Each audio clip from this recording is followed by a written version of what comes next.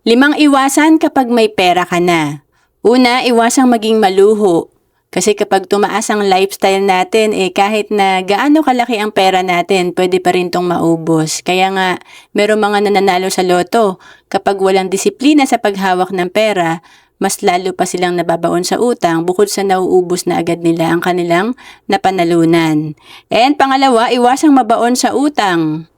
Kapag kasi may utang tayo, meron tong interest na nagko-compound at pwede talagang ma-stress tayo at maubos ang ipon natin.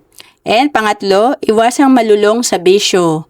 Kapag kasi may bisyo tayo, bukod sa nauubos na ang oras natin, nauubos pa or nasasayang ang pera natin. And pang-apat, iwasang maging mayabang. Dapat humble lang tayo at talagang simple lang ang lifestyle natin. Kaya nakikita nyo ang mga mayayaman, sila ang may pinakasimpleng forma at hindi sila mayabang sa social media. And panglima, iwasang mag-invest sa hindi naiintindihan. Kapag tayo ay may pera, pwede tayo ma-scam kung hindi natin naiintindihan ang pinapasok nating investment. Kaya dapat mag-aral muna tayo bago tayo mag-invest. And to know more about savings and investment, message mo lang ako sa Facebook, Roan Celis Capistrano, or email me at roan.capistrano@gmail.com.